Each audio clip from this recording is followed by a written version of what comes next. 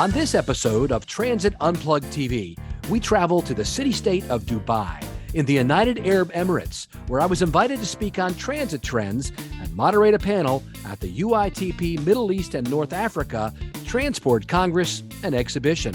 While in Dubai, I sat down for an in-depth interview with the CEO of the Dubai Roads and Transport Authority, and I interviewed the COO of the transit system in Oman for our Transit Unplugged podcast.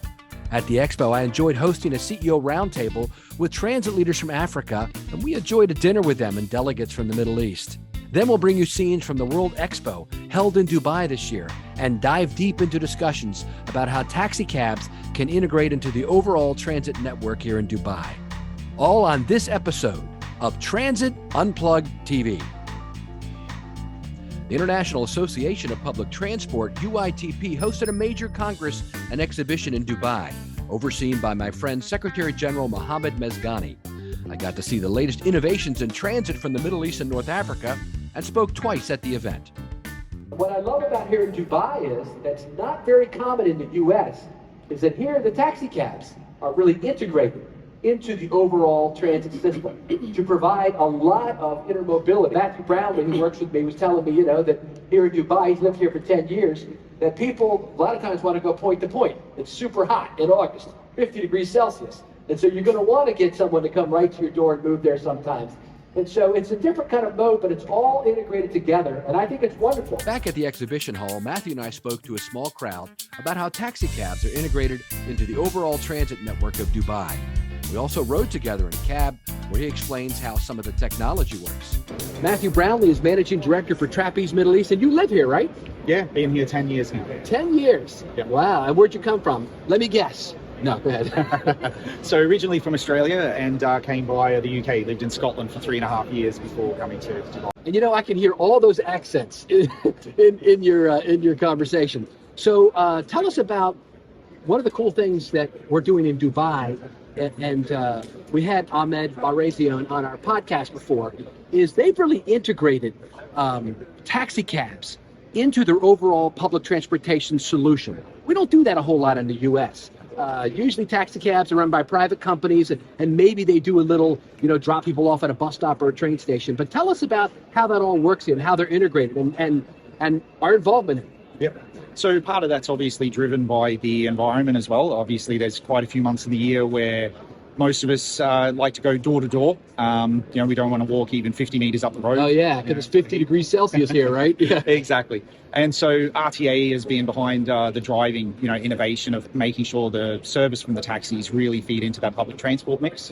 And it's been really enjoyable working with them the time I've been here. So Matt, we're in a cab right now with our trapeze equipment in it. Tell us about what this equipment does. Right, so that it integrates right through the vehicle, and they have cameras as well integrated into the system. We have sensors, so the RTA system actually knows that we are sitting in a vehicle. He has a passenger on board. Okay. So that's all tracked for your safety, and feeds through to a large data collection system, which has real-time dashboards also to see how things go. So this is responsible for all revenue generation. So we have the metering, but it also runs a tolling system as part of it. It's not actually integrated into the toll gates, so it's a standalone virtualized tolling system. And even though we have a number of service roads that are very, very close to tolling gates, it uses some not quite machine learning, but very close, very intelligent algorithms that determine where you're going and whether you're on the highway or not, to determine if the toll charge should be applied. So even though this is a private taxi cab, maybe not owned by the authority, they're still seeing all this in their operations control center. Yes, that's correct. So they can actually have master control as well. So in the case of major events, they can actually communicate and message and direct drivers around. So they can also feed that through onto a heat map onto the driver's screen. So that will give the driver an indication of the area he's in. And it's basically color coded. So all the different areas in the city, they get a red, green or yellow color, and basically green's good, go to the green areas. It means there's work, there's people, and red is there's too many cabs and not enough work. So that way the driver can make a decision himself to go to areas without even having to be directed. So this is all automated by the system. It's really, the taxi cabs here in Dubai are basically part of like their microtransit system. Yes. Enjoy some scenes from the World Expo, which was being held in Dubai during my visit. They had 3 signature pavilions based on the themes of mobility, sustainability, and opportunity. My hosts Matthew and Katie Brownlie, along with Julia Tapp, showed me many of the over 180 national pavilions there. We got to experience some great food, learned about innovations from the various countries, and enjoyed amazing light shows like this one. And even some water features like the fun and wet water curtain at the Kingdom of Saudi Arabia's pavilion.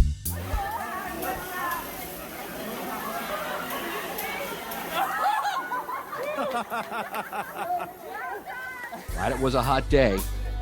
There was also great music, culture, and some amazing food that I got to sample. Getting a local delicacy here at the Emirati stand at the expo is a lakarmati. Phenomenal. It's like a hot donut. Krispy Kreme fans will know what I'm talking about, but it's twice as good. I'm here with Ahmed Bahrozyan inside the RTA headquarters, and we're going to talk about all the innovations happening in public transportation here in Dubai. You all are doing tremendous things here in Dubai. I'm so impressed. Tell us some of your latest projects and what you're proud of here. Okay, so as I said, in Dubai, we've had backbone, systems for many years now. The metro has had a very recent expansion, actually, of about 15 kilometers to the doorstep of Expo 2020. So Expo 2020 was a great opportunity for us to expand the metro. It's passing through about 7 or 8 very new and important communities in Dubai who are now connected to the metro system. And if you do get a chance to get to the Expo and you actually go by metro, you'll see the truly iconic Expo 2020 station at the end of the line, which is right at the doorstep of the Expo. Of course, the Expo site, after the Expo is done, will become what we call District 2020 and to become a major residential, commercial hub in the city of Dubai. And therefore, the importance of having the metro there is very critical as well. For the mobility needs of people. But recently we've been focusing a lot on more softer mobility solutions to complement the backbone systems that we have. So we've had a bike sharing scheme which has been extremely successful. It's expanding continuously, ridership is increasing continuously. Fears around, who's going to use bikes in the summer, etc. None founded, because it continues to be used even during the hot summer months as well. We've just finalized a 1-year-long pilot for our scooter service.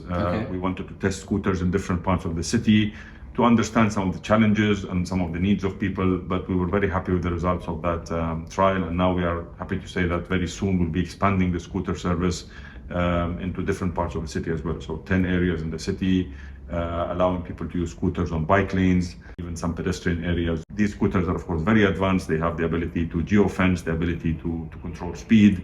So the safety aspect, of course, with scooters, as many cities have realized, is very, very important. Yes. And we're starting to realize that these complementary services or soft mobility services, if they are designed in a way that they interconnect well with the backbone systems, they only encourage ridership to increase. Thank you. Because people can hop off the metro, for example, in a very vibrant area in Dubai, such as the Jumeirah Lake Towers. People simply hop off on the metro. They have scooters right in front of them, and they can just complete their last mile to their offices, to their homes. That's wonderful. Using scooters. One thing I'm really fascinated by is your use of taxi cabs and how you use them to kind of integrate everything together, like 11,500 cabs, and they're part of your system basically, right? You regulate them and integrate them. Yes, so we have about 6 taxi companies in Dubai under the regulation of the RTA.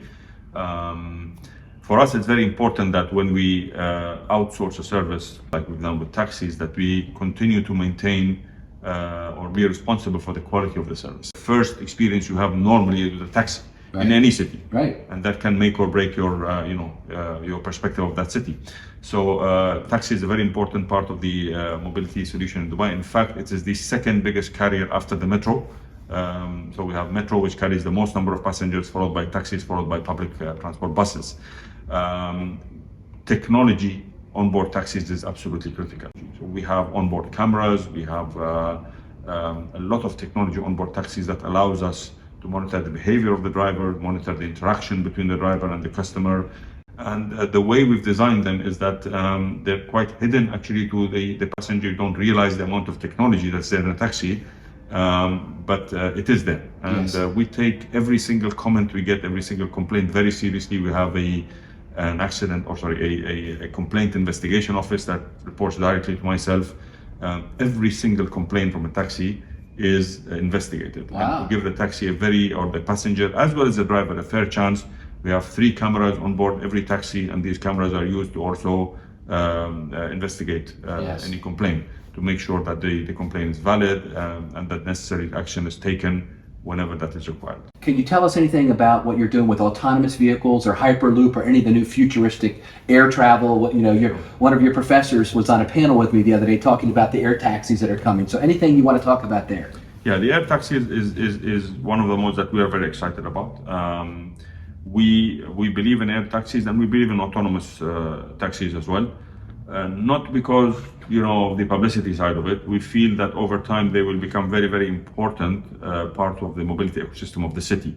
Yes, an air taxi service may be initially a bit expensive. It may be directed toward a certain portion of society, not necessarily everyone. But eventually, with the advancements in technology, with moving to mass production, once the demand increases, then the production cost will come down and the cost of service will come down as well. More closer actually to the future for us is autonomous taxis, Okay. ground taxis. And we have recently signed a very groundbreaking agreement with Cruise from the US. Oh, yeah. One of the leading, of course, autonomous car companies in the world. They now provide a service to the public. It's not commercial yet, but it's a service to the public in San Francisco. And once they launch in San Francisco, Dubai will be the next city for them. So that's a big. And what will you be able to do with them? You better order a autonomous vehicle on your phone, it will come to you? Yes, and it will be as early as end of 2023. Really? So we are going to have a few autonomous taxis on the roads in Dubai by end of 2023. You can actually call them and you will be surprised that the taxi will come in a vehicle which is called the Cruise Origin, Okay. which will not even have a steering wheel. Wow. You'll have 4 seats facing each other, no driver, no steering wheel on board. No other person on board? Nobody on board. Wow. Nobody. Again, autonomous, not just for the sake of, we want to be the first, etc. Many reasons. One, of course, is safety, because Right. over 90% of accidents worldwide are caused due to human error. And if you take the human element out of it, that should help. Well, Ahmed, your innovations are really global leading. I can tell you, because I talk to everybody all over the world, and what you're doing here in Dubai is phenomenal. Thank you so much. Yes, thank you.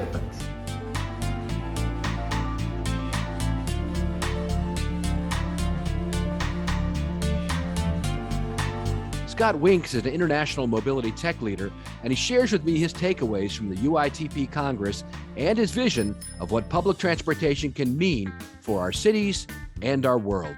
With my good friend Scott Winks. Scott is Managing Director for Trapeze for Asia Pacific, the Middle East, and Africa. We affectionately call it the rest of the world, and because he has such a large area. Scott, where do you live? I live in Brisbane, Australia, Paul. I couldn't tell from the accent. No, it's fairly subtle. What do you think of this conference? With all this different technology, people coming together, there's over 1,200 registrants here. What are you thinking so far? What are you hearing? Oh, really impressive, Paul. I guess people are trying to move on from COVID now and stop talking so much about what are we going to do after COVID to starting to talk about some of the innovation in the industry that's been, I guess, percolating away whilst we've been all sort of staying at home for the last 2 years. And what do you think that is? I mean, what I'm hearing, and I think you and I have had this conversation, is equity and inclusion, right? Yeah. Agencies are figuring out it's not just about getting people to the big tall buildings downtown anymore.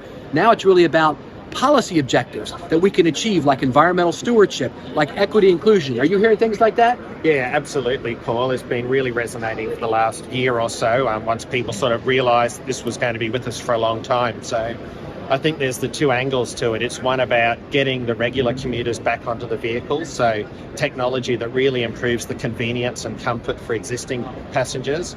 But really, I guess, has given us time to reflect on what we need to do to be more socially equitable and really start looking at the environmental impacts and how we can address those more quickly, I guess. So what is a technology company like Trapeze or any other technology company, what can we do to help cities kind of address those? Yeah.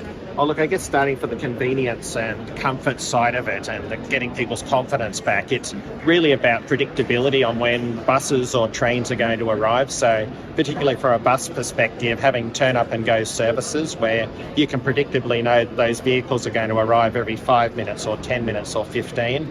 We've been very accustomed to that on the sort of the big metros around the world, but not so much from a bus perspective. And then I guess from the equity side of it, we've been doing some really good work with the Swiss Blind Association for helping people with disabilities more easily access public transport. So having a mobile app that they can look at or feel to know when their bus is going to arrive, and gives them, again, confidence to know that they only have to be there for a limited period of time. Where do you see technology taking public transportation in the next 5 or 10 years? There's really a future where you've got vehicles that have high emissions and low emissions, autonomous, all interacting with the environment around them in the most sustainable way and the most equitable way. So coming up to an intersection, being able to dynamically interact with all the data feeds coming up as to whether there's an environmental impact at that stop, whether the CO2 emissions are too high, and therefore you want to get vehicles through it as quickly as possible who are emitting.